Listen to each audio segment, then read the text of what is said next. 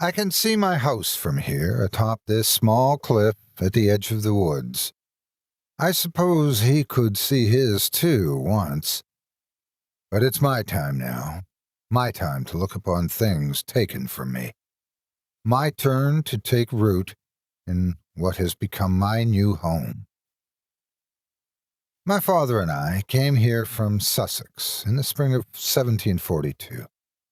We were poor, barely getting by and not far from a life of poverty in the streets.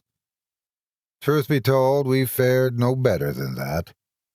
Father was out of work, and we lived in a small hut that barely kept out the wind and snow. We went days at a time without food, and sickness came easy. Mother, she didn't make it. Father and I barely scraped by that winter, and with nothing to show for it but a long, pitiless bout of mourning. I was only 5 at the time, helpless, and Father swore he would never lose me the way he lost Mother. Needless to say, it was a tough decision, but he supposed we'd find a better life in the colonies, even if the only way to see us across the Atlantic was in a redcoat with a musket in hand. So, after a number of months at sea, we found ourselves in a small fort south of Boston, my father serving His Majesty in the New World. We were sent here directly, with little to no welcome or induction. They said Father would find everything he needed here on arrival, from training and briefing to housing accommodations. They said they needed all the help they could get, no time for formalities. Their sense of urgency made Father nervous, but we never really had a chance to protest or reconsider, especially since we had already come so far. We were escorted to our new home within a week. Fort Wayland, they called it, a fringe installment with no real strategic value. Apparently, the place served another purpose. At first, some spoke of it with sarcasm and dissent, annoyed to have been stationed there for such a ludicrous reason. They regarded it as nothing more than their commanding officer's paranoid response to an old ghost story, though some say they saw it with their own eyes. In any case, that fort was not meant to guard against any man. It was meant to keep something more sinister at bay. We had hardly settled in before we started seeing something too, whatever it was. They sounded like children, about the same size I was, except they made no sound but for the rustling of leaves under their feet, or at least what I assumed were feet. I never really saw them clearly either, just fleeting glances before they scurried back into the brush or the treetops. They weren't human, that much was certain. They terrified every man within those fort walls, armed or otherwise, especially when they learned that weapons fire was useless. Every shot missed its mark. After all, one cannot hit what one can hardly see. When we arrived, hunting parties still regularly ventured deep into the woods in an attempt to rid us of whatever haunted them. Though the terror destroyed morale, and a few men even deserted. Rather, that's what we had hoped. They were never seen or heard from again, and nobody liked to entertain the idea of the alternative. Yet, for all of the constant fear and worry, there was only ever a single obvious victim, only one person for whom we could reasonably assume an unpleasant end. In spite of all of his massed forces and paranoia, it was the captain, they claimed. The men said they found his quarters empty one day, ransacked, and the floor covered with fallen leaves and twigs. Just as the other unfortunates, he had vanished without a trace. Strangely, everything fell quiet after that. No more sounds of children pattering about the woods. No more sightings. No more terror. It seemed that they had claimed what they were after. They had no interest in the rest of us. Before long, the whole ordeal faded to an unpleasant memory, and a sense of normality finally settled in. By then, Father had already watched over those woods for the better part of 12 years. His service earned us enough money for a new life in this land, and we took the opportunity as soon as it presented itself. Father resigned from military service, choosing a civilian life to raise me and open a general store. When the military pulled out and stationed elsewhere, the fort itself served nicely for the foundations of a trading post. And that is where we stayed for the remainder of my childhood. When he finally scraped together enough money, Father left to open a store in South Boston. It was a dream he had spoken of from the moment we arrived on these shores. I had helped run his business over the years, so he invited me to move with him to settle down and start a family business. Still, he left the decision up to me. I was 17, and he considered me a man. Looking back now, I wish I had. Instead, I chose to stay behind, strike my own path through life. I had made friends with some other boys during my time there, hunting rabbits in the woods after the danger had passed. It was something I loved, and several of us decided to make a living hunting and trapping, selling our wares at the trade post in my father's old store. For the following 5 years, life had been good to me. The forest had blessed me with abundant bounty and a respectable living, as well as the attention of a young girl I might have married one day. I had built a happy life for myself, and I thought I had come to know every corner of those woods. But then they returned, and they showed me a place I never knew existed, a place with which I've since become all too familiar. They arrived slowly at first, a few rustling sounds on hunts that I took for foxes or squirrels in the underbrush. Then the sounds grew in number, more frequent, more hectic, and they followed me. They were no animals I knew, these things that so boldly approached without fear of man. On one of my longer outings, they haunted my camp. I began to see them in the shadows, just beyond the firelight, clearer than I ever had before. Mischievous little imps, bodies like knots of wood and vines, tufts of grass and flowering plants, atop bobbling lumps with the vague semblance of heads. They danced like elated children in and out of the light, and they made sounds I'd never heard from them before. Scratchy, wet, clicking noises like ghostly giggles from broken throats. This behavior was new. Where they had once hidden from me, they now clearly sought my attention. In fact, they seemed to beckon. Truly, I sensed no hostility from them, and from the depths of the woods came something else new. A sweet scent hanging on the breeze, warm and welcoming in the same manner as freshly baked bread. Perhaps more so. I'd not have thought to call it merely pleasant. No, it was more compelling. That scent, that bewitching aroma came from them. It was a portent of their coming, and it grew stronger with their every visit.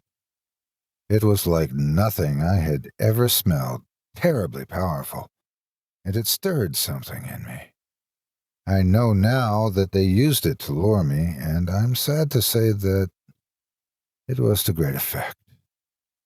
Totally unaware of myself, I began to track my quarry on a very specific path, a narrow and invisible road marked by that damnable odor. When it would fade off, I would sink into melancholy and fatigue, dissatisfied with the typically brisk and invigorating air of the wild.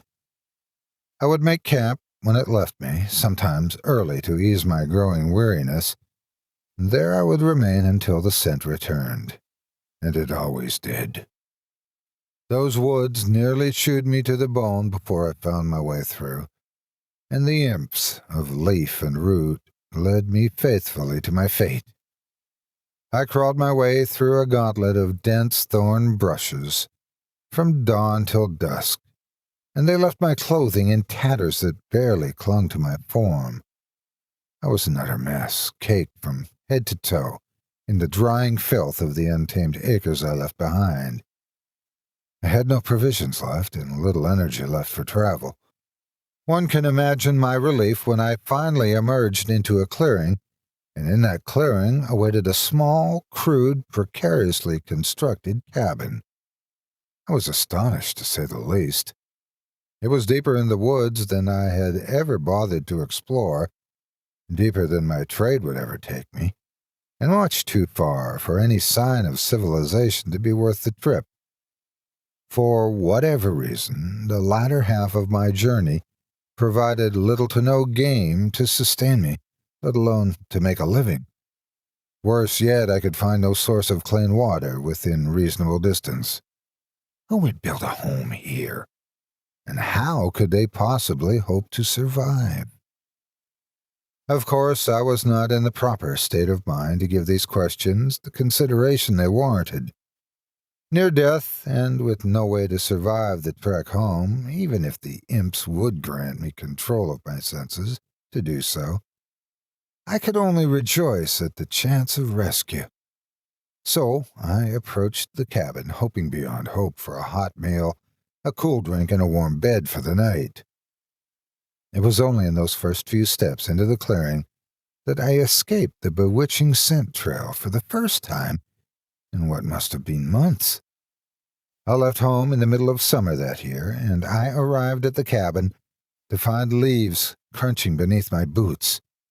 And with that sound came another realization. It was the only sound I could hear. In fact, it was the only sound I had heard in quite some time. For days preceding, as far as I could tell, I had been the only source of movement or life in those woods. I hadn't heard so much as a single bird chirping in the canopy. I had been too entranced by the scent to notice, but no life resided there other than the trees, myself, and whoever occupied the mysterious cabin that stood before me. The thought unnerved me, though not enough to sway me from seizing the chance. Slowly, cautiously, I approached the door. Each step through the crunching forest floor betrayed my presence, rendering any attempt at stealth effectively useless. Something about the place seemed so ominous, so damning. Part of me felt the urge to flee, but another part felt welcome. Little did I know just how welcome I really was, but I would soon learn. As my loud approach sounded in the otherwise total silence, nothing answered my intrusion, yet somehow I still knew I was not alone. I couldn't see it, I couldn't hear it, but something or someone was watching. It had been watching my entire journey through this territory, watching with eager intent. It summoned me here, and for a reason. Nobody answered my knocks, so I slowly opened the door about the width of my wrist and peered inside. There, at the far end of the nearly empty room, I found a rather disturbing surprise. An old, thin man curled up on a bed made of leaves and grass, and I recognized his face. Captain Harrison, who no one had seen since we found his office abandoned all those years ago. He had apparently been living here in seclusion. I'm unsure just how long I stood there staring at him. I had not seen the man since I was a small child. I'd given him up for dead like everyone else. Yet, here he was, alive and looking like he had seen the worst of every year since his disappearance. He'd wasted away to nearly nothing, now little more than a rickety skeleton, and thinning skin pocked over with liver spots. He'd bald significantly, and what little hair skirted that shiny hemisphere had grown long and matted with filth. The only familiar part of him was his uniform, although it had changed just as much. It had grown dirtier than I had ever imagined any garment could, and rendered nearly to shreds. "Captain Harrison?" I hesitantly called. He started, as did I. He seemed ill, laying with such stillness that I thought he'd taken to his deathbed. The sudden movement was jarring, but I couldn't blame him. It must have been the first word he'd heard spoken by another in years. "Who's there?" he croaked, thinning his eyes against the fresh light shining through the gloom. At first I was speechless. I could not bring myself to reply. "Who's there? Who calls me by that name?" he hoarsely demanded. I knew you," I stammered. "My father, he served under you, Fort Wayland. Do you remember?" He stood on weak legs and hobbled toward me as quickly as they would carry him. I recoiled a bit when he thrust his face uncomfortably close to my own. He gazed at me with bewilderment as if through a dense fog. "Wayland, you, the young ones," he muttered, and his fall breath stung my eyes. He paused at length, then looked away. "No. Another time, another life. I have no name now. I care for them. They need me." He trailed off, meandering back to his bed of grass. He lay down and faced the wall, dismissing my presence. I raised my voice, shouted, poked, and prodded, but to no avail. It didn't seem that he was ignoring me so much as, in his mind, I simply ceased to exist. I could hear him muttering in his fitful sleep something about elder trees and saplings and how he wished to join them. Clearly he had gone quite mad. Though if he had indeed been tormented by the same entities that led me to him, if he suffered that bewitching odor and the dancing of the imps for all those years, his state of mind made perfect sense. I could not imagine what he must have been through. Begrudgingly, I gave up trying to rouse him. He would answer my questions in the morning. Until then, I was content to rest on the other side of the room.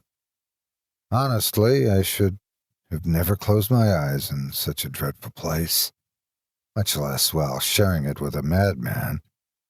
However, I had no strength to brave those woods any farther. I doubt the imps would have let me wander far anyway. I had little choice. My sleep was restless that night, even painful. Torrential dreams of howling voices calling to me. Clouds of dust rose and swirled about me, obscuring my vision. It grew thicker, settling atop my tongue, in my nostrils and ears, and over my eyes. It solidified around me like a crystallizing tomb, and I soon found myself held tightly within the crushing fist of the earth. The weight of ages grew tighter against my body, constricting me until it squeezed the last breath of air from my lungs. I should have died then, but I somehow remained awake and alert enough to sense the minute rumbling of something weaving through the soil. Roots worked their way around my arms and legs, ensnaring them as my eyes darted in panic behind closed lids. There was no escape. They wound about my torso and they pierced my chest with surprising sharpness. Through the burning agony, I could feel the narrow ends blanketing and squeezing my heart. The pain grew ever more intense, throbbing through my arteries and veins. Just as my limbs fell numb, I heard a faint voice. "We're a new one, my lords," it said, He is young and strong, this one, a man of the forest. He will serve you well." And all fell silent. Waking was bittersweet. I gulped deep lungfuls of air in shock. Breathing so quickly made my head spin and my heart pound, but I didn't care. Each sweet breath warned me to never take life for granted again, and I wouldn't. I stretched my limbs and flexed my digits, and I sighed as I felt the blood flow through them once more. I thanked God it was only a nightmare. It was a horror I hoped never to experience again. Yet, despite my relief, I awoke in terrible discomfort. I had gone to sleep hungry, thirsty, and exhausted, and it had grown far worse in the night. My skin had lost its pallor, and I felt lightheaded. My vision had turned hazy. My mouth felt like a sweltering desert, and I was starving. I had never felt so ill in all my life. Most disturbing of all, a curious rash had spread across my chest, violently red and swollen, and it burned like fire. It originated from the point where the dream roots had pierced my flesh. The agony I suffered that night, whatever had caused it, in waking reality, had been real. Had I been in a more stable state of mind, I might have suspected ill intent from the deranged Harrison, but I could think only of my parched throat and the gnawing hunger pains. I could hardly move, and Harrison was nowhere to be found.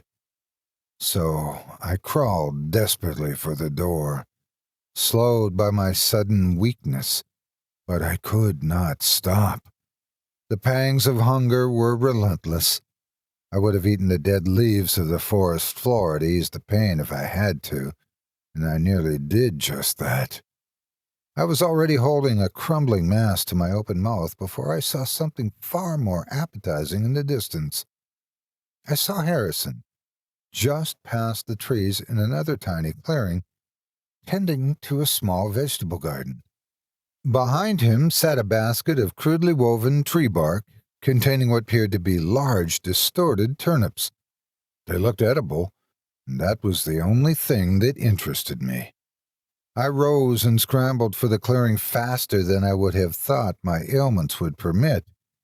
Desperation is our greatest motivator, it seems. All I could see was food, and my aching body would not stand between me and those peculiar vegetables. I tumbled and clumsily overturned the basket, spilling its contents to the muddy patch of their growth. Still, I heard no protest from Harrison, if he was even yet aware of my presence. He seemed much too busy doting over those roots still buried to care. The strange vegetable pulsed in my hands like a feverish heart, and it felt warm, alive in a way no plant should be. But its alien nature did not sway me. I didn't even bother to brush away the mud. I just bit in through the filth, and it released sweet fluid that quenched my burning throat. The husk, rich and succulent, tasted of cooked flesh and the purest goodness of earth. It washed my pain away, made me whole again, and it would sustain me for a time. The sudden relief was overwhelming. It calmed my mind and relaxed my body, and I fell into a more peaceful slumber, though not before catching a blurry glimpse of Harrison's face gazing down at me. He wore a satisfied grin. I awoke in the cabinet, with the last light of dusk spilling through the half-open door. I'd been out for most of the day, and Harrison had apparently carried me. How he even managed to budge me with his waning muscles, I'll never know. In hindsight, I suppose it might not have been him at all, but some other unseen hand. He sat across from me, watching me as he bit into one of the roots that had saved my life. He wore the same grin all the while, munching the life-giving vegetable with yellowing teeth, some broken or missing. He stared into my eyes at length, and he chuckled through a mouthful of the strange turnip. "What's so funny?" I asked, finally able to speak. He chuckled again, and he stared at the rash on my exposed chest. It had turned leathery and thick like a nasty scar. I touched it, and I could swear that it moved beneath my fingertips, however slightly. I recoiled in horror, and his chuckle turned into a full belly laugh, juice dribbling down his chin. I was confused and infuriated. "What in the bloody hell is this?" I demanded. "What's happening to me? What have you done?" "The seed," he murmured. I narrowed my eyes at him, dissatisfied with his answer. He continued, speaking louder this time. "They planted their seed. Planted it there." He pointed to the leathery scar with one bony finger. I clutched my chest with a looming sense of dread. "What have you done to me, old man?" I demanded once more, moving to strike him, but I froze as he stood. He gave no reply, only removed the thin garment covering his torso, unveiling a horror I shudder to remember, even now, especially in knowing that one day my fate will be the same. His body, withered as it had become, was covered in the same leathery scars. They wrapped about his distended belly and over his ribs like a menacing talon, much darker than my own, swollen and visibly undulating with parasitic life. Some scars had hardened like bark, some with small fleshy branches, and some hosted flaps of softer skin, not unlike leaves, riddled with inflamed and burst veins, reddened with his lifeblood. "Here, you see," he laughed in madness. "This is the gift I give to you."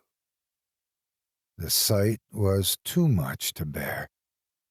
My gorge rose and I nearly vomited, but he shouted at me furiously, "No, you mustn't waste the feeding root. They gave it to you. You will be grateful." I swallowed hard. A cold sweat glazed my skin as I beheld his grotesque form. What are you?" I stammered. A menacing smile crept across his lips. "I am ascended, boy. Evolved. I eat of the root every day that they might grow. I tended to my masters in their need, keep them safe and hearty. I give them my flesh, and soon I will join them. I will become one of their elder trees. This is my reward." I gasped a series of deep, panicked breaths. "You call this a reward?" I tried to calm myself and gather my thoughts. "What is this place? What are they? Why are they bring me here?" "They need you." "Need me for what? Why me?" "They will tell you. You will hear them soon." I grew tired of his cryptic nonsense. "Well, I want no part of it. I just want to go home." "Don't you see?" He gestured to our surroundings, the forest clearing and the cabin. "This is your home, your new home. You've been chosen." I wouldn't hear another word of it. I gathered all of my strength and ran for the door, threw it open in a rage, and sprinted blindly into the woods. "You've nowhere to run," he called after me. "They'll not let you leave." I ignored his warning. Nothing could keep me there. Not if I could help it. Nettles and twigs stung my bare feet with every step. Bare bushes left me covered in cuts and scrapes. I had no idea where I was going, but I didn't care. I only wish to put as much distance between me and that horrible place as possible. I would not be their prisoner. I ran through the night, even through total darkness. It wasn't until I tripped for the third time and sprained my ankle that I finally stopped. I fully expected the imps, or something more terrifying, to pounce on me and drag me back to the clearing. They didn't. They didn't need to, I soon learned. As I stubbornly crawled even further into the forest, just as Harrison said, the voices finally caught up to me. Or perhaps it would be inaccurate to call them voices. They used no words, only expressed the force of their will with demanding aches in my head. They needn't have spoken, for I understood them all the same. They were the trees, the oldest and wisest of them. The elders. They called for my return, and their fury stirred the scar upon my chest. I could feel it writhing, much stronger than before, and it made a noise, a diminutive whine. I could feel it tightening around my heart in anger. I rolled about in agony, clutched my chest, and begged it to stop. It wanted to eat me again, to feed it, and its hunger was ravenous. Just when I thought it would kill me, it loosened its grip and allowed me to move, but the voices never ceased. I had no idea what I could do. I desperately brushed my hands through the leaves and dirt in the dark. Surely there had to be something I could eat, something to quiet the stirring of the parasite. At last, I found a small scattering of berries. They might have been poisonous, but I took my chances. I filled my mouth to capacity as fast as I could, and my jaw ached as I chewed and swallowed too quickly. I sighed with relief, certain that I quelled the hunger of the seed in my chest. However, only moments after I swallowed, the juices and pulp came spewing forth from my throat and onto the dry leaves. The berries hadn't even reached my stomach before they were ejected, and the voices in my head sounded once more. "The root," they said, and the parasite gave one more nourishing, breath-stealing squeeze. The parasite would only accept the root that sated it before, and that's when I understood. This thing in my chest, this seed, was no gift at all. It was a leash. I had never seen that strange vegetable before my time in the clearing, and I suspected I would find it nowhere else. Doubtless they grew only at the feet of the elder trees. I would have died that night had I not stumbled upon a small stream, the first I had ever come across since I left my home months before. Perhaps I thought it was the water source that fed the root patch, and I could safely assume that my captors agreed as the pain in my chest and the voices in my head began to subside as I followed it to the south. I followed its winding trail until morning, and it led me faithfully to the patch, where I gorged myself on my only available relief. Through mouthfuls and short breaths, I looked around in sorrow at my prison, defeated. The seed was within me now, and I could survive nowhere else. Of course, Harrison knew this all too well, so it was no surprise to find him waiting for me. "You cannot leave, boy," he gravely declared as he trudged toward me through the mud. "Your old life is over. You serve us now." I could give no reply. I knew he was right, and I despaired. Just as I finished off the route, the voices called again. Louder this time, and Harrison heard them too. The largest of the trees groaned, and they seemed to lean inward toward him, almost as if bowing in respect. "It is time!" he exclaimed. "At last! Oh, how I've waited for this day. Thank you, my lords. I watched as great roots rose from the soil and wrapped about his legs, climbed his body, and pierced between his ribs. His pain was obvious, and yet he laughed through the blood pooling in his mouth, giving thanks until his last breath. Before long, he fell still and silent.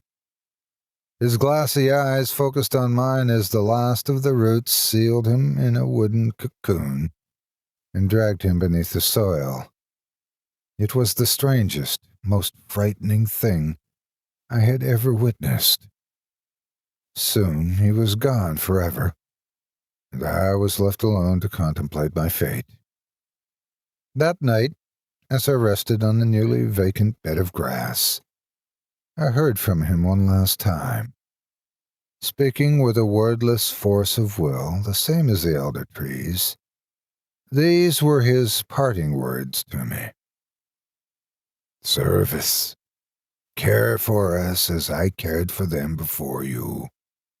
Here you will have all you will need. Serve us well, and in death, live forever among us. That was 25 years ago, and I have lived here alone ever since. I keep the elders healthy.